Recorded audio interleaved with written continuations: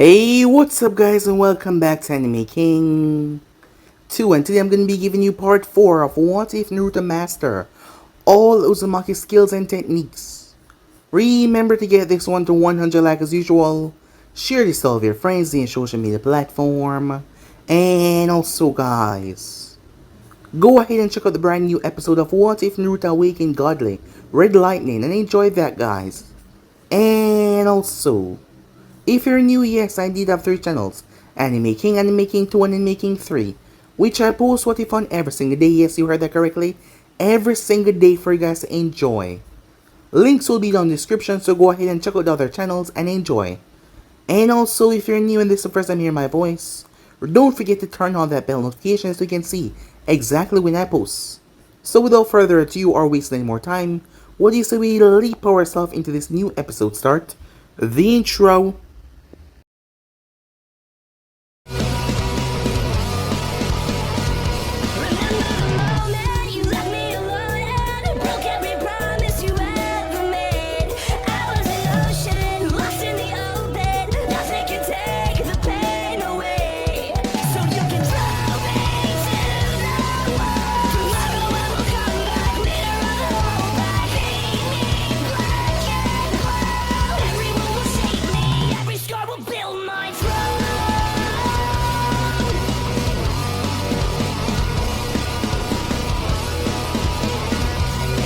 So the last time we left off, Naruto headed out on his mission. Ino came by the Ichiraku ramen stall early in the morning, as she was looking for Ayam as she found her. As Ino wanted to tag along to the shopping district that Naruto was opening, because she wanted to help decorate the place. The both of them knew Naruto rather well, and they knew that he would not decorate that much. As Ayam knew that Ino was right because he just had his counter and a shelf set up. And not to mention she will also be there, so Ino would not go overboard. So she agreed. However, she felt like this was a bad idea, knowing that Ino can go a bit, well, too much. Meanwhile that was going on, Naruto, Aizumo, and Kitetsu came across the ninja, who had spotted Aoi. So with that, they had lowered Aoi out, using a distraction as they made the man follow them. Aoi thought of Kitetsu and Aizumo as nothing but weak chonins when he was in the village, so he was gonna get them and try to get information as well. However, Naruto showed up. As Naruto released a killer intent that stunned the group, Aizumo and Kitetsu moved to take on their foes, while Naruto went straight after Aoi. Naruto was able to enhance his body with his yang release. However, he couldn't stay in for it that long. However, his body, when it was enhanced, it was incredibly durable and powerful. Thus, when he moved, the ground cracked underneath him, showing the amount of power that he generated. Aoi backpedals as he tried to defend against Naruto, as Naruto pulled out his blade. He couldn't clash against Aoi's blade because the lightning would negatively affect him. However, Naruto proved to be swift and dangerous, as he knocked Aoi down and around. Aoi didn't stand a chance in hell as Naruto put him down to the ground before he sliced him. As Aoi passed out, Naruto took the blade. The blade was worn out and it was gonna break if it was used a few more times. If it was gonna be repaired, you're gonna have to completely rename the thing, and that wouldn't be easy at all. However, problems struck when Naruto summoned his creature. The two Konoha ninjas are surprised as Naruto summoned a water serpent. However, the problem was other ninjas arrived. These ninjas from the sound, and they seemed to know Naruto as well. If they knew that he was a Jinchuriki and still decide to attack him, that meant they were not weak at all. So with that, Gurren used her crystal release, surprising them. As Naruto saw the technique as she froze Aizumo Water Dragon and sent it back towards him, her two teammates went to take on Aizumo and Kitetsu, as Naruto took on Gurren. The battle became chaotic as Naruto remembered something, a flashback of the past when Mito was all out of chakra to leave, as she had said her goodbyes to Naruto, as he promised that once he meet her again he would tell her all the amazing things he did with his life. As Naruto snapped his head back into focus as he was hit with a crystal lance, he clashed with Gurren as she was able to cover the place in all sorts of spikes, almost stabbing through him. However, he was able to flip back, his body healing rather quickly. However, Gurren came into a crystal shard, as she was able to pass right through it. arriving towards Kitetsu as she knocked him down along with Izumo, saving her teammate's life because they were about to fall. To Izumo and Kitetsu, collaboration attack. However, Naruto was insanely pissed off judging by the technique that he threw towards her. As Goren's eyes went wide as she felt her lips getting dried up, the air being sucked up as Naruto released water style, Great Serpent Assault. A massive serpent of water was sucking everything, the air, the ground, all of the water in the air, pulling toward the serpent as the thing grew larger and larger and larger as it rushed towards Goren with an incredible velocity and destruction. As she prepared herself, this was going to be bad. So yeah guys, basically as we left off, you guys can switch across and please check it out for yourself. And also guys, don't forget to go ahead and check out the other what ifs coming your way over in Anime King and Anime King 3 guys. Yes, I indeed have 3 channels. Links will be down in the description, so go ahead and check them out. And yeah, let's not waste any more time and just dive into this new episode guys. Begin now. The serpent rushed towards the enemies as Naruto moved, as his senses were assaulted by the pain that was coming from Kitetsu. They were in danger as he moved as fast as he could as he saw Izumo was lying down, blood coming from him. As for Goren, she was injured, and she wasn't sure that she could outrun this serpent. She tried to crystallize the water. However, the chakra that made up this serpent was far too dense, far too active, far too lively. She didn't know how to describe the feeling. She did not have an ability to sense chakra to a degree to describe it. However, she could feel that the water construct was literally alive as it moved towards her. As her hand came into contact with the head, she had been able to only successfully convert half of it. However, the technique slammed into her. As she tried to force it back, however, her technique faltered as the head exploded. All she could see was a shimmering of jagged teeth as the serpent opened its mouth, panicking of losing right here and now. She pumped so much chakra into her crystal armor, she could not move because it was too heavy. As the teeth of the serpent bit into it. As it was biting, however, she pumped more chakra as the thing broke it. But it wasn't able to go completely through. The thing tried to bite for a moment until it gave up. It rushed back towards the Konoha ninjas as they curled around them, protectively. It seems in the chaos of the situation, Uzumaki retrieved his teammates. The animals coiled around him and his team. As now that Goren looked at the thing clearly, it was different from a snake. It was dark black in color, with rough scales on its back. The snout was longer than a snake. It looked similar to an alligator, but it was more limbly. Naruto gently passed the unconscious body off its comrade to Izumo, who would patch up his wound. However, Kitetsu's wound was more life-threatening. I use a technique on the wound, however his life might still be in danger. I will cover your escape. Izumo was confused. What about you? We can't just leave you here. As he was being very frantic right now. Kitetsu's wound was not bleeding, however the crystal shards were embedded in it, and it was still open. Normally he would worry that the small crystals would enter the bloodstream, but something was keeping the blood stable and stopping the crystal from entering, as he noticed the writing on top of it, like a seal. But he also didn't want to leave Naruto behind either. As Naruto senses distress, don't worry about me. I'll just reverse summon myself out of here. I can't take you with me, so it will be better if you leave first. He tried not to grimace at the lie that he was telling, but he was a team leader. He might be lazy when it comes to doing the work like collecting resources and intelligence. But for the safety of his team, it was his responsibility, and there was no way that he would shrink on that job. As Naruto passed Izumo and strolled here, take this counter formula. Apply it when you reach a medic, but make sure they examine the wound before you do so, and if Kitetsu is low on chakra force, feed him chakra pills. Okay, said Izumo, still worried. Be safe, we'll be waiting for you within Konoha. Naruto nodded. As he turned toward the summon, Ado-san, I would like your assistance. We'll be covering your retreat. Make sure they don't pursue. The serpent now identifies Ido. Look towards Naruto. As you wish, young master. Izumo secured Kitetsu on his back, as he made sure not to jostle him as he ran. He had faith in Naruto to keep the pursuers off his back. The only thing he could do now was quickly make his way back towards the Konoha outpost to get Kitetsu some medical report, and hightail his way back towards the Hokage. Hopefully Naruto would be able to reach Konoha before he did, as Naruto readied himself as he saw the enemy. However, the crystal user stopped them from pursuing. Hideki, stop. Let them go. But Gurren-sama. Enough! They are unimportant, Gurren said in a severe tone. They were after him. Well, he already guessed that, but he wasn't sure. Why they want him though? Was it because he was a Jinchuriki? Or was it because he was a Uzumaki? Or maybe something else? Even then he couldn't fathom why they would let the others go. Weren't they afraid that the knowledge of his capture would bring forth the whole might of Konoha on them? What do you want from me exactly if you tell me? Maybe I could help you out.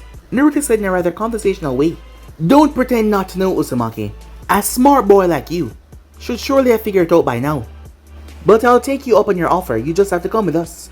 My lord would be very interested in meeting you. You're giving me too much credit. I can't think of any reason why someone so important would be interested in a nobody like me, said Naruto. Well, why not? Your mere existence is very interesting, Naruto Uzumaki. Having a Bichu seal inside of you since birth would have done wonders to your body. So you were after my body all along. And here I thought we have something special. But I like you. So how about you tell me who your lord is, and I'll make an exception for you. As Naruto was a bit put off on inside, someone outside the village knew about his status as a Jinchuriki in such detail. It was too soon in his opinion. He was not strong enough to stand off against the others that were like him yet. Apparently the Jinchuriki of the Akatsuki, along with the Mizukage who was the holder of the Senbai, was in control of their beasts. He had no idea how they did it, so he had to become stronger than them by using his own skills.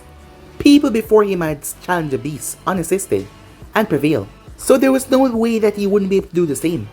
Well, if you come with us, you will naturally meet him. I don't want to spoil the surprise. As he sensed her chakra building up. Crystal release. Amid's prison, she said. Her technique tried to chop his feet as he could not move them. However, his chains stabbed in the ground as it siphoned off all the chakra. Seeing the technique fail, Gurren went through a couple of handstands before she swept her hand forward. Several shurikens spinning around her appeared as Naruto flipped onto the head of his servant and pulled out his sword as he sliced through all of the shurikens. The other kunoichi pressed her hands around her neck before she shrieked as Naruto felt a wave of dizziness from her voice overwhelm him. His serpent shrieked as well as he flashed around as Naruto was sent sailing off. As the thing rushed towards the noise, Naruto flipped as he sensed someone coming as he blocked the fists. The force of the blow though was incredible as the ground cracked. He flipped out of the crater though, unfazed by the attack. As Naruto could feel himself growing faster and stronger, however, his mind was growing darker as well. Screamed at him to release utter destruction and chaos. He let out a breath, but this time he wasn't as successful to calm himself. He saw Gurren perform another technique. This is getting annoying, he thought to himself. He wasn't sure that he could cut through her thicker crystals, the one that were directly in front of her. And not to mention he had tried to slice through her, but she was wearing a crystal armor as well.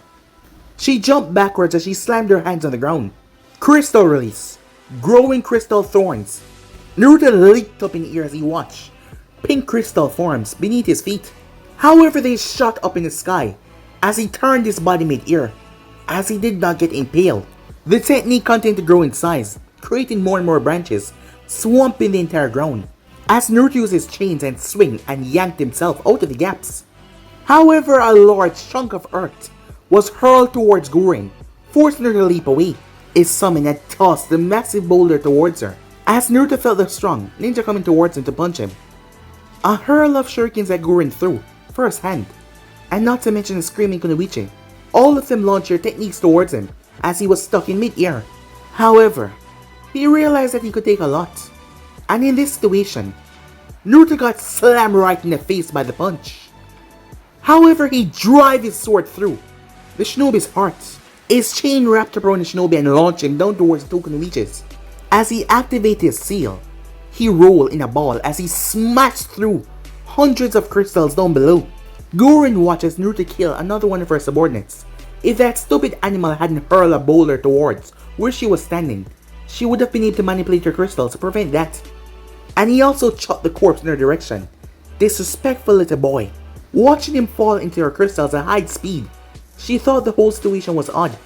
Why didn't he use Hideki's body to cushion the blow. Something was not right. The other Kunoichi caught onto her teammate's body. As she tried to set it down, however, she then noticed black markings. Before she could move, she had to scream out as her hands started to get pulled into the corpse of her friend's body. She tried to pull herself out, however, her body was being sucked inside of the corpse. In a flash, the two mixing bodies spiral before they implode, sending blood, guts, and bones everywhere. Gorin felt the bones hit her crystal armor and leave multiple cracks all over it. She shivered in disgust as she used her crystals to prevent blood and flesh coming into contact with her skin. The only thing that was left was a gigantic crater. She was furious, as her subordinates were now dead. All of her subordinates came here thinking that they were about to fight a Chunin 11 ninja and Jinjulikis. Once they were cornered, they always use your beast chakra. And they were ready for that. However, Naruto Uzumaki was too wild and unpredictable. They were severely lacking on information, and considering that he had a source within Konoha, it was strange how off the market they were regarding his skills and techniques. The next time she met him, Kabuto would pay for his incompetence of not knowing as much. She was sorely tempted to use her life force to enhance her crystal release and put an end to this. But her body has been promised to Lord Orochimaru-sama, and she did not want to weaken it. This had been the biggest struggle that she has faced since her childhood. She has not been in such a failure since she started to serve Lord Orochimaru-sama. If only she had struck hard and fast in the beginning, the fight would not have turned out like this. She decided it was time to end as she shattered the crystals that Naruto landed inside of, as she started grinding them together, tearing everything apart. After some moments, she let the jutsu die out. However, what she saw angered her as Naruto stood up, concealing the two scrolls that he had created. Looking at the giant serpent coiled around his body, he asks, "Are you alright, Aido-san?" The serpent uncurled his body. "It's not too bad, young master, but I'm ashamed to say I've run out of chakra." As Naruto noticed the cuts, "Please go back and heal," he said. "Are you sure?" he said, his eyes looking at the deadly Kunoichi. "Don't worry, I'll be fine." "You have a plan?" "An outline," said Naruto. "Alright, be careful, young master." With that, he poofed away. As Naruto glanced around, the entire place was destroyed, as he focused attention towards the only member of his own team. "Well, it seems you're the only one left to the party. Your friends are kind of rude, leaving you all alone." She launched a barrage of crystal shurikens towards him as he jumped to the side. "Not in the mood to chat anymore, huh? You have already annoyed me long enough. I believe it's time to finish this." "You won't be able to escape," she said. She had a technique that could temporarily imprison the Jinchuriki, her crystalline labyrinth, but she was reluctant to use it. It used too much chakra, and she was quite reluctant to cage herself with the Jinchuriki. Her body was far too precious, and she believed if she left him in there all alone, he would proceed to break out. The one thing that was common between any beast and their holder was their destruction. If only she could encase him and be done with it. It was rather embarrassing. He was a decade younger than her, and yet he had pushed her this far. As for Naruto, he knew that he couldn't just run away. She was fast, and not to mention, she had a great advantage in her long-range jutsu. His sword mastery was inadequate and slow to deliver a decisive victory in this with her crystal armor. What he needed was a distraction. If only he could redirect her attention for a bit, he could disappear. She was getting angry and he hoped sooner or later she would give him an opening. Life would be so much easier if his summons had the ability to just reverse summon him out of here. She launched a swarm of crystal shards his way, as Naruto pulled a kunai with a tag on it and launched it, detonated right in the center. However, the woman rushed towards him. As she jumped and twirled, rings of crystals appear all around her body to slice him down. The rotating saw-like crystals sliced into his arm. He screamed in pain as he jumped away. A chain shot from his back and pierced through her skull. However, her body broke down into pure crystals. Damn it! The attack had cut right into his bone, and every movement of his arm was hurting badly. The Kyuubi was already pumping chakra into the wound to mend the damage, but Naruto knew that it wasn't out of kindness of his heart. But the wound had cut him deep, and it would take a while for his arm to fully heal. He used one of the chains to wrap around his arm to forcefully move it if needed. As Naruto expanded his range, he wasn't expecting to sense someone else. It seems like it was another one of his watchers. Their emotions were just as muted as his teammate. However, he sensed no malice from the spy. So he focused on Gorin as she was the threat right here and now, as he couldn't reason out how he was unable to sense her clone. Every clone that he had sent so far had some sort of agents of their own. Unless it wasn't a clone. Just because it looked like her didn't mean it have to be a clone. He would have to think more about that later though. Right now he had to survive as he heard buzzing sounds. Crystal release. Giant shuriken. As Naruto pulled out 2 scrolls, he used his chains to push them forward. Water and earth. Fuinjutsu was widely misunderstood by many people. Sealing was just that, sealing unsealing. However, why was Uzumaki so feared then? Well, it was because of the techniques that were mixed with sealing jutsu. Barrier ninjutsu, more complex sealing, Fuinjutsu, or sealing formulas, and not to mention space-time jutsus as well. Those things made the Uzumakis feared across the entire elemental nation. A massive wall appeared in front of the ceiling tag, with a massive flow of water in front of it. Gorin watched as the shurikens were sucked inside. Rather quickly, the wall then dissipated like it was never even there. Naruto proceeded through another tag as it landed on the 2 that were combined. This was a creation of his own, as the technique started to spiral out a sealing formula that just writ itself in the air. Kanjis upon kanjis starting to write all over the place, until it started to grow and grow and grow in size until it twists together as a giant green shurikens came out. This time though they were going after Gorin. Gorin watched in shock at her own attack being used and turned against her. They were at least 5 times bigger than the ones that she created, and they still had the speed and same versatility. She was having difficulty standing still because the wind that was being generated by the shurikens was lifting up trees in the background. Damn it, she started to burn her life force by opening 2 of her chakra points, as a visible aura of chakra started to surround her body. Using her enhanced chakra, she started to create her strongest defensive technique.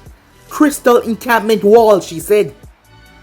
Massive red crystals shot up in the sky as the spinning shurikens clashed against them, creating some grinding sound.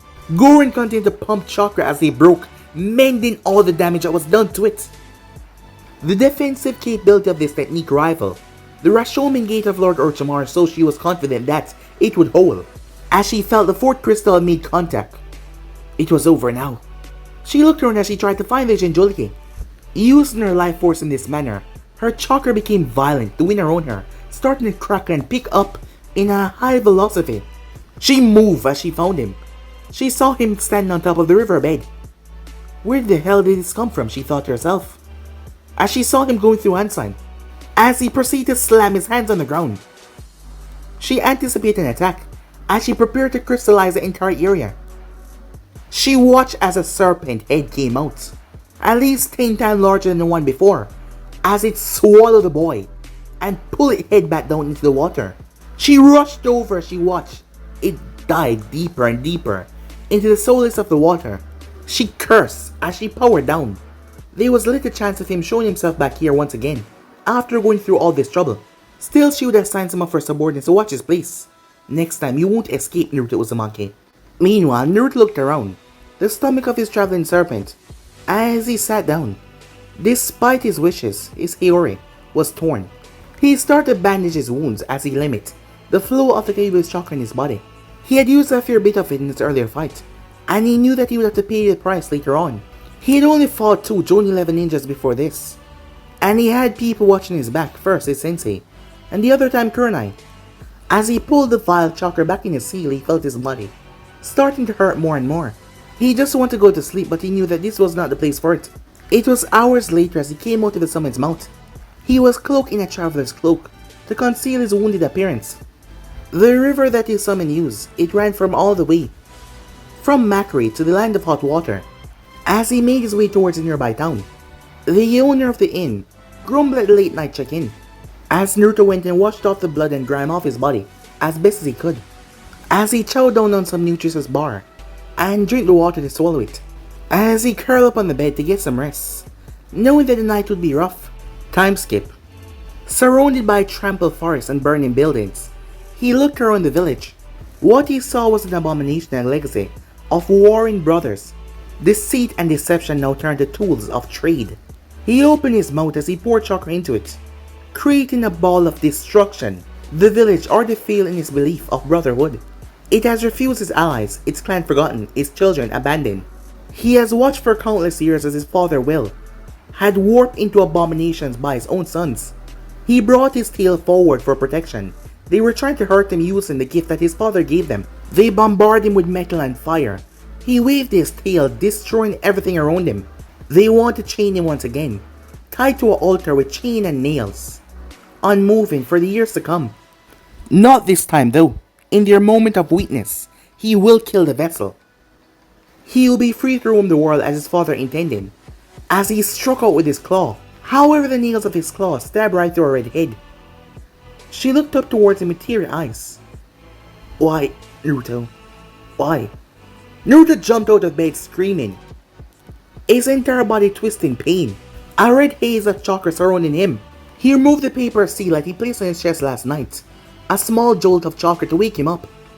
It was a small D-rank electric shock. As he was awake, he smuttered the Kyuubi chakra down, using the rest of his chakra to cover it and smutter it down even more. As he breathed out a sigh of relief, with some difficulty he got to his feet. He hated to see those nightmares. They always occur after he used the Kyuubi's chakra. Seeing his mother like that, he hated to see it. He knew that it would be a while before he can get a peaceful night rest. He yawned as he made his way towards the window. The sun was barely peeking out over the horizon. Barely 4 hours, he thought, as he made his way to the bathroom. He checked his face to see if anything was broken, however. Nothing was broken, but his face was swelled a bit. As he removed the coat, there was a necklace around his neck with his mother ring on it. There was a lot of bandage over his body. It seems his body would take 2 or 3 days to fully heal, before it was back to its full capability. He tapped the seal on his forehead. Almost full. It was quicker than he expected, or maybe his calculations were off. As he focused on the mirror, and once again he was looking at his own mother, her eyes. He closed his eyes and shook his head, but the images popped up more in his head. As he turned on the tap as the water washed over his senses, he got a handful as he splashed it over his face. It was only a nightmare, she wouldn't say that. It wasn't your fault, he said to himself as he looked in the mirror, as he kept on repeating that once again. Time skip. Ino was lost, not in the sense of a tourist being in a new land. She was lost in her own thoughts. It had been almost a week since Naruto went on this mission, as she spent her time on studying, training, and sprucing up Naruto's new shop. She had great plans, but Ayam was there to reel her in, especially when she went a bit overboard in her excitement. Most of what she wanted would have been very costly though, to implement, as they managed to convince the carpenter to carve out a simple inscription on the counter. However, that was still not good enough. It felt dull. And not to mention she didn't have any money, since she went on that shopping spree. And no, that was a big problem. Ayam suggested creating something by hand. She was skeptical about it until Ayam arrived, with 2 banners with the Uzumaki symbol on it, as it was made together with golden swirls with a red banner. Her mother spent hours arranging the flower shop and arranging certain bouquets, so it would be perfect. Because if she did not do that, it would be just like any normal other shop. But she did that though, and that is why their shop was the #1 within Konoha. Naruto wanted people that would buy his high-end weapons, so they needed to have it needed to be spruced up. They need to be eye-catching. She was shaking from her thoughts, as she saw commotion, a shinobi running. The man rushed past her as she stared at the man back, as she watched him rush into the crowd, as he was wearing the official uniform of Konoha, a chonin or a jonin. He looked exhausted, but he was running like a man, out of hell through the streets. What she didn't understand is why he wasn't using the rooftops, as he was having trouble weaving through the crowd. Hell, if he was in such a hurry, why didn't he use that flicker thing that she saw Naruto and her father did? Maybe he didn't know how to use it. So uncool. In front of people like him, even Naruto looked like some badass awesome ninja, she thought. Naruto had promised to train with her after she became a genin, as he's gonna have to teach her that flickery thing. After all, she wanted to be an amazing kunoichi. She didn't want to look like an idiot running through the streets as a civilian. Her father would most likely decline, saying something along the lines of her not being ready. However, Naruto was more inclined to help her if she asked nicely. As she resumed her trip back home, As she arrived to the shop, she smelled the flowers. Yeah, she knew what she's gonna do. She was gonna give Naruto flowers for a shop. But she didn't want to ask her parents. She wanted to do this on her own. She hesitated, though she had been growing some plants for a long time. Some of them for years, and she really loved them. She had even named a few of them as secrets that she would take to her grave. However, what if Naruto failed to take care of them? And what if they died? I'll just have to make sure that he takes care of them, she thought, as she made her way towards the back of the shop, towards the greenhouse. She then noticed a few empty cans of paint. As an idea popped into her head, she knew what she was going to do now as she smiled to herself. Meanwhile, Izumo ran as fast as he could. He felt exhaustion catching up with him. He had been running non-stop, as he only had to wait for the news when he dropped Katetsu off. Thankful the seal that Naruto placed on the wound on his leg was going to help him a lot. It had been healing the wound unnaturally fast. It was also catching every single spear of crystals that infected the wound. But Katetsu had been exhausted and out of chakra by the end of it. As he finally arrived towards his location, "I would like to talk to the Hokage. It's an emergency," he said to the secretary. She pressed the button on the intercom, and the Hokage told her to let him in. "Ah, Izumo, you're back. Seeing that you're alone with your team, I presume there was a problem." Hiruzen asked seriously at the moment he looked like the leader he was. "Yes, sir. Kitetsu's getting treatment at the outpost and Naruto. He had to stay behind to cover our retreat. He said that he'd reverse summon himself out of the place, but I'm still worried. Take a seat. You look dead on your feet. Let me call in some people before you give us the details." "Cat." As the woman appeared in the office, a cat mask on, "Find Shikaku and Inuichi. Tell them to come, it's urgent. And tell my secretary send in some tea for Izumo here. Relax, Izumo, and try to recall the details of the mission in the meantime." They only had to wait for about 10 minutes before Shikaku entered the room. As he looked around as he saw the Hokage looking through the window, and a Chunin sipping on some tea. "Inuichi's on a mission, Hokage-sama," he said. "I would have liked to have Inuichi here to gain more insight, but there's nothing we can do if he's currently on a mission." Izumo-kun here along with Kitetsu and Naruto went on a mission, and there were some complications. "Give us a report about the whole incident, Izumo, in as much detail as possible." Half an hour later, Izumo was sent to the hospital to get a checkup, leaving the Hokage and Shikaku. "So what seemed to be the problem? You're not worried about their interest in him, are you?"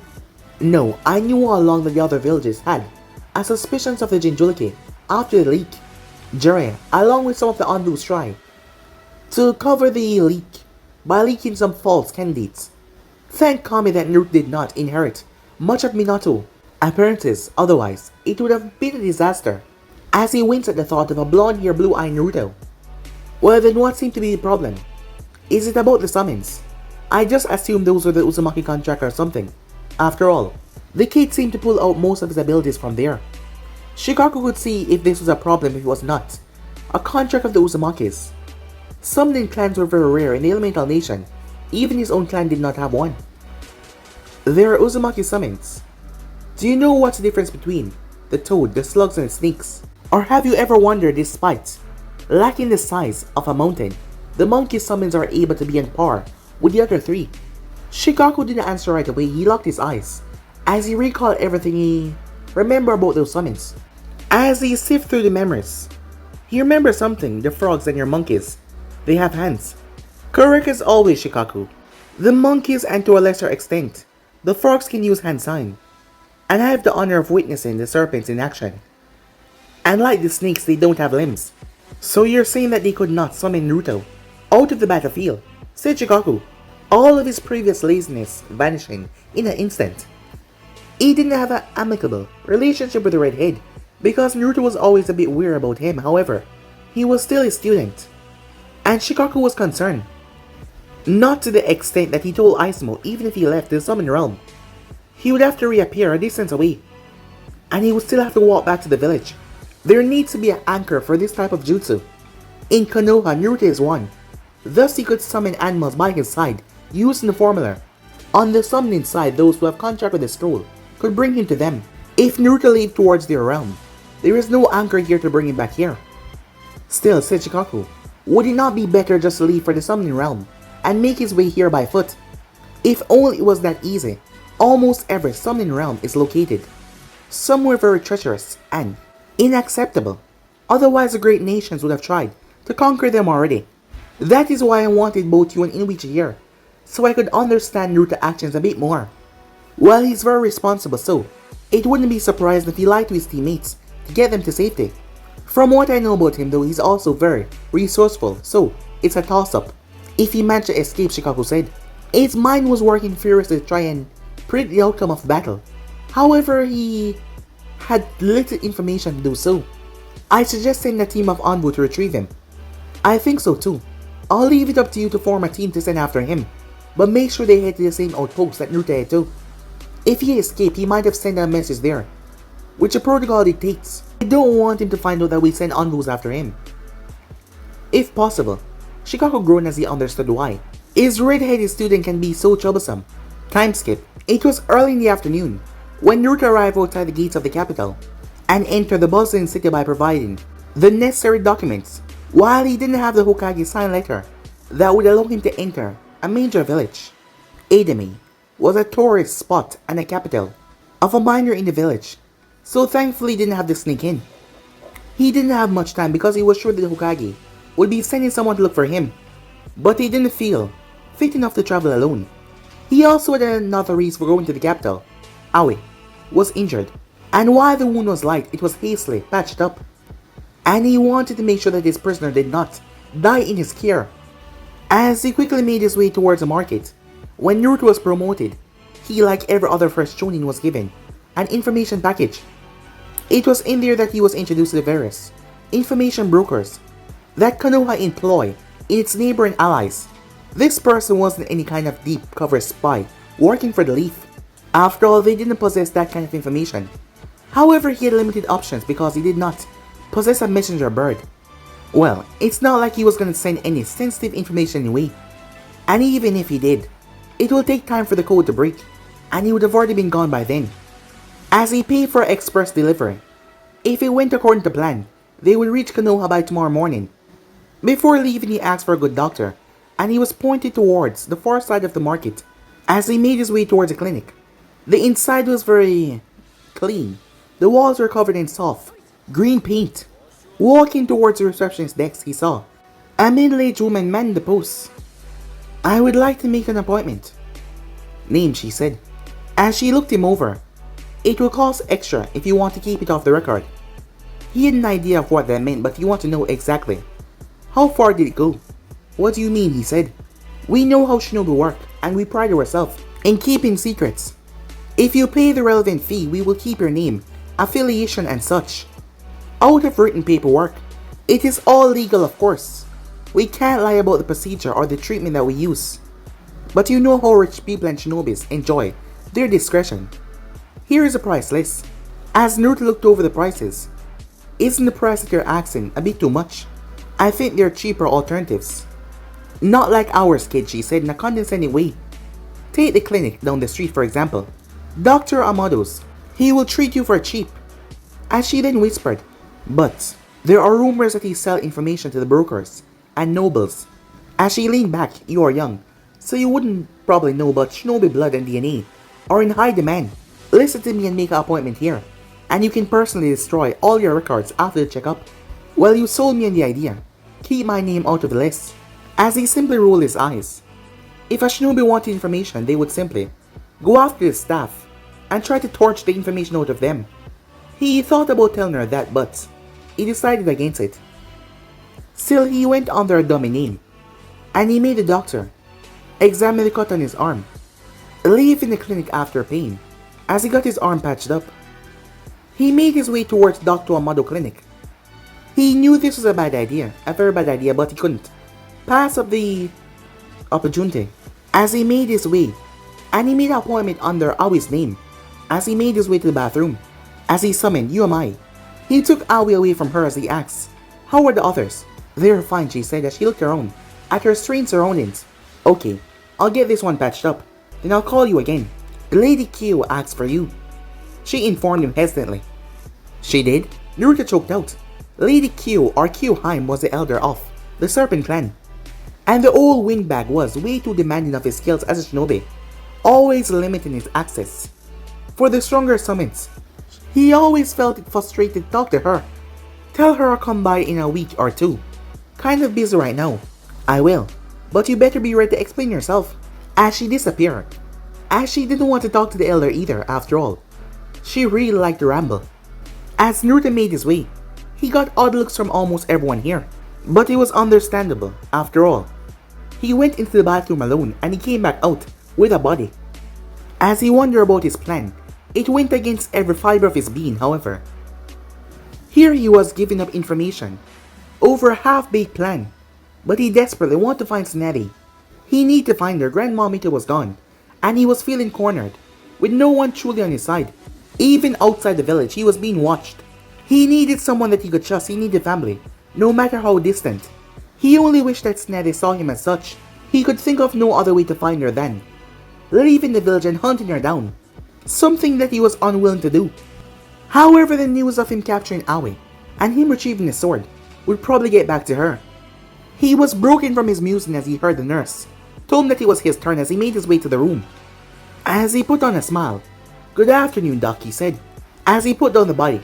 "Can you make sure he survives? It would be bad if I had accidentally killed him." The doctor seemed calm, at least he had experience dealing with shinobis, as he tried to wheedle as much as he could out of Naruto. As he worked on Aoi, "Is he a missing nin? You must be quite strong to capture one by yourself." "He is. I can't tell you much, but the bastard stole something from the village. Took him down quite easily though," he said. "Oh, amazing. Quite a bounty you will collect then." Here it was. This is exactly what he was waiting for. Yep, 15 million Ryu. Don't know what I'll do with so much money though. That is some serious money. You shouldn't be talking about it so loud, young man. Oops, yeah. You're right, I just got excited about it. The doctor gave a boisterous laugh. "I understand your enthusiasm, young man. Anyway, I'm all done. The wound is light and there is no sign of infection, so he will be fine. Still, try not to move him too much." Standing up and taking off his gloves. "Take care," the doctor said. "Please pay the nurse at the front." He knew the info that he gave away would still take time for others to dig up, because he wasn't that famous. Aoi would be easy to identify though, because of the name and the bounty. Aoi huge bounty though, will provide a deterrent for the small fries not to try and come after him.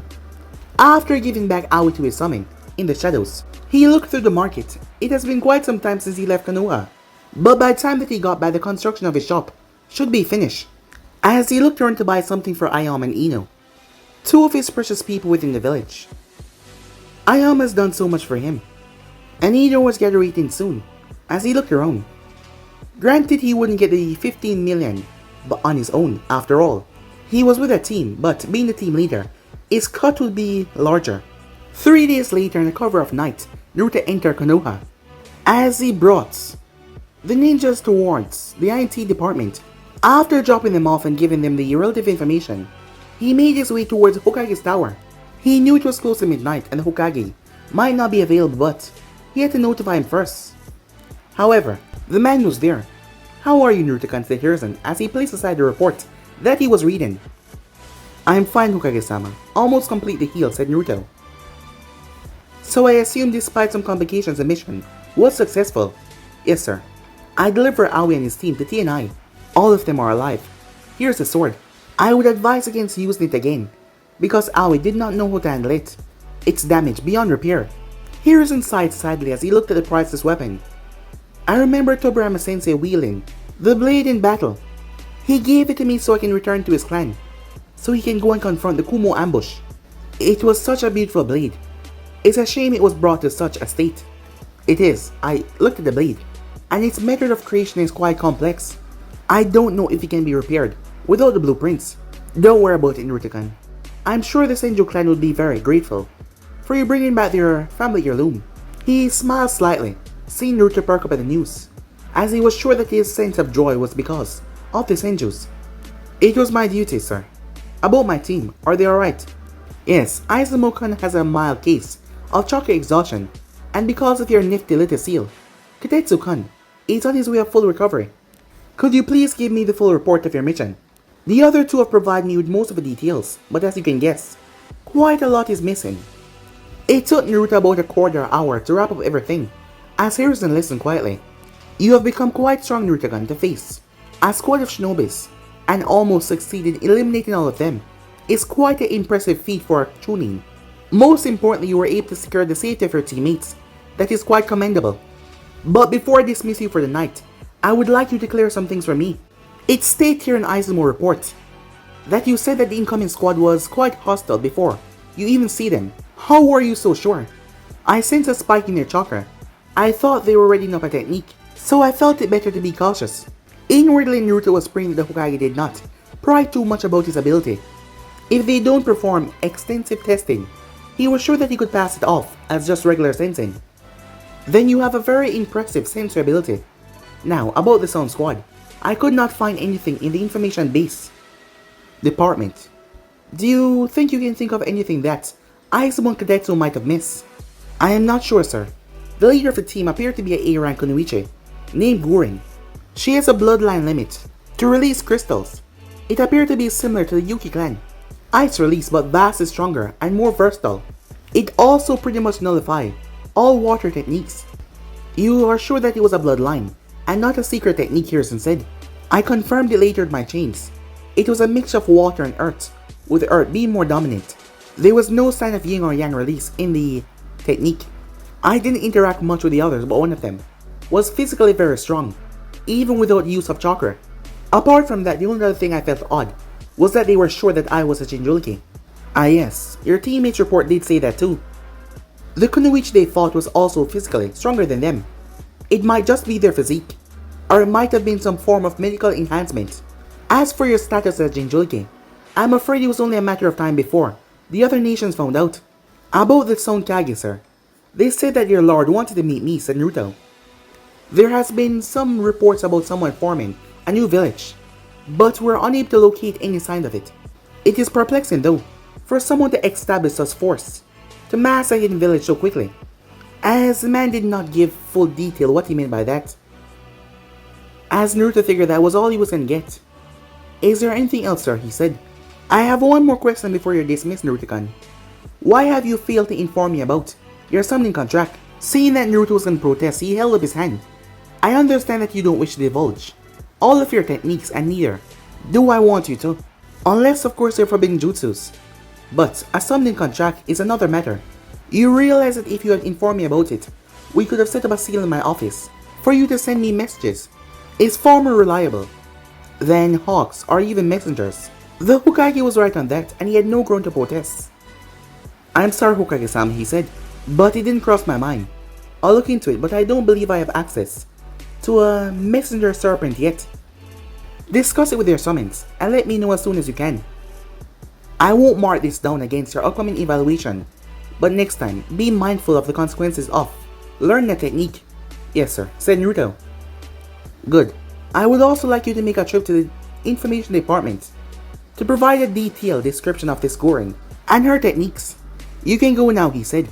I will make sure that your share of the bounty and the mission pay is transferred in your bank account somewhat tomorrow morning.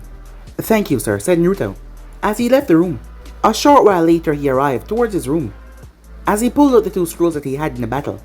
As he unsealed the crystal that he had taken, he would be lucky if he was able to replicate the crystal construct with its own chakra.